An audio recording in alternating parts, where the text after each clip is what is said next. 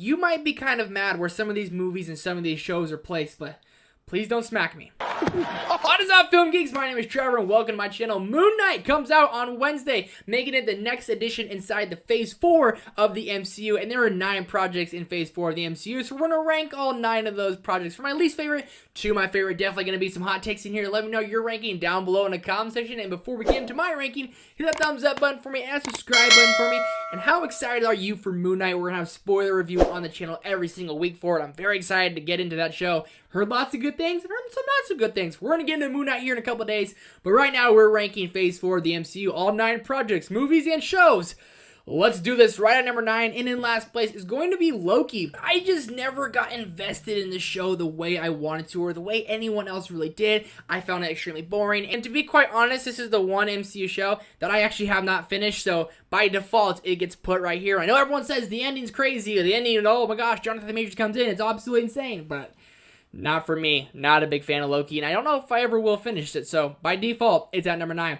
Next up at number 8 is going to be Eternals. I had high hopes for this one, especially because Chloe Zhao just came off an Academy Award, so we're expecting big, high things. Has one of the best superhero casts of all time, arguably one of the best casts of the last 10 years. So there's lots of hype going into this movie, and the trailer gave me chills every time I watched it. So I was going in with just some monumental expectations, and I was saying, you know what, if it's not a great movie, I at least want a good movie, and I think we got a mediocre movie at best. I really wanted to love Eternals. It just never sat with me. I never got related to these characters, and this is the one movie I felt could have really benefited from being a series. If this was on Disney Plus and each episode was them forming the team and like getting everyone together and getting backstory on each character, and it also would have been just played out much better. We would have got much more attached to these characters, because when they start getting picked off throughout the movie, you're not all that sad because you just don't really know them. And I really wanted to love these characters. I really wanted to love this movie, and it's one of my least favorite MCU movies, and it is my second least favorite project from Phase 4. Moving on to number 7 is What If. From here on, I actually really liked all these shows and movies, and What If is something so unique, so different, and it really feels like it's going to be a big factor in the Multiverse of Madness here in a couple months. We're supposed to get a season 2 of What If. I'm not too sure of how I feel on that yet, but from the episodes we got, for at least the first 5, I was really invested in. Then each one felt like they were kind of reaching just a little bit for these What If scenarios, but my favorite episode from the series would be the What If Zombies. This episode was gruesome and grueling, and it really kept me invested on the edge of my seat. I don't love the show as much as everything else, but I had a good time with What If, and I'm excited to see what they do with season 2. At number 6, Falcon and the Winter Soldier. Everyone has complaints about the Flag Smashers, and when I watched this show, I didn't mind them all that much. But as now I come back and think about it, they were definitely the worst part about the series. And Sam and Bucky throughout the show, this little romantic vibe they have going on, really carries the show along nicely. There's just a lot of this show that's focused on the Flag Smashers that definitely takes me out of it. I know it took a lot of other people out of it. If Johnny Walker was one of the main antagonists and they were just taking out a little crime, and he slowly turned into that bad role of the U.S. agent and really went against Sam Wilson and Bucky Barnes, like we got that showdown, but he just wasn't the main antagonist. It was always about the Flag Smashers who they smash flags. Whatever you want to call them. They were not very good. Breaking us into the top 5, Black Widow. I love that Natasha Romanoff finally got her own movie. We can introduce characters like Red Guardian and Yelena, but Taskmaster just is the worst part about this movie, and that's okay. The MCU's back to a little bit of villain problems, and again, that's fine, because this show is about family. It's about Natasha Romanoff finding everything out about her past and coming back to light with that and getting reunited with her family. They're going around working together, and it makes for a very fun time. It's like a fun family action adventure, almost comedy at times. It works very well, and this is a prequel, so the stakes are a little bit lower, but I had a lot of fun watching Black Widow. That's not one I'm going to want to rewatch all the time, but when I saw it 2 times in theaters, I enjoyed both viewings, and Red Guardian, we need a solo series. At number 4, WandaVision. I have not had this much fun watching a show each and every week, theorizing with fans, going on Twitter, looking up for the next series than I did with WandaVision, and I missed that. This one hit me really hard emotionally towards later on throughout the series, because Wanda just is trying to live a life that she never got to, and it makes for a very relatable thing, though what she's doing is very bad.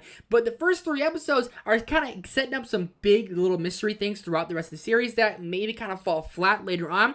But the first 3 episodes, I just had fun watching Wanda and Vision be in this little like sitcom that Wanda was creating. And again, this series hits hard on the emotion level, but it has one of the better villains of the Phase 4 and has one of the better villains in the MCU period in Agatha Harkness. But WandaVision did something for me that a lot of shows don't do. It kept me engaged each and every week. It kept me wanting more. It kept me guessing and questioning and talking. WandaVision is one of the few shows that actually did that. I just wish a couple of things that they had set up in the beginning of the series really stuck the landing later on.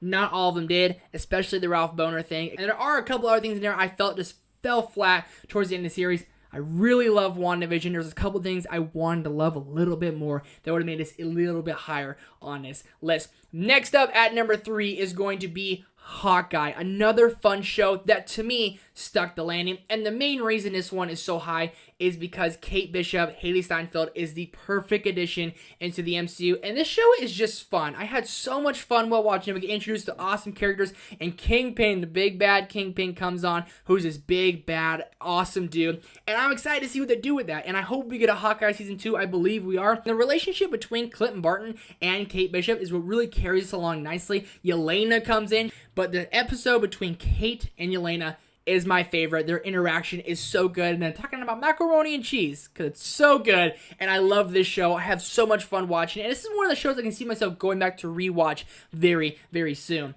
At number 2, my runner-up is going to be Shang-Chi and the Legend of the Ten Rings. I have seen this movie 5 times. I love everything about it. The only thing I don't like about this one is how they handle the main villain at the end and they bring in those big dragons. That kind of takes me out of it a little bit, but everything else is that this is an origin story done right. And Shang-Chi is one of the coolest freaking characters of all time. It is not short on the action, it's not short on the humor, and overall, it is an awesome, badass, fun movie, and Simu Liu perfects the role of Shang-Chi, just makes this cool, awesome character that you feel like you want to be. And this movie is just relatable, it's funny, and it's just overall a fun time. When I watch this movie, I don't really get those down points that some MCU movies have. I have fun throughout it. I absolutely love it. It's in my top 10 MCU. I can't talk about Shang-Chi high enough, but there is one movie that I like even more than Shang-Chi, and that is Spider-Man No Way Home. This movie is fan service to the maximum. It is 100% nostalgia because I grew up watching Tobey and Andrew and Tom Holland's Spider-Man movies, and Spider-Man is arguably my favorite superhero. So getting to see all of them on a big screen together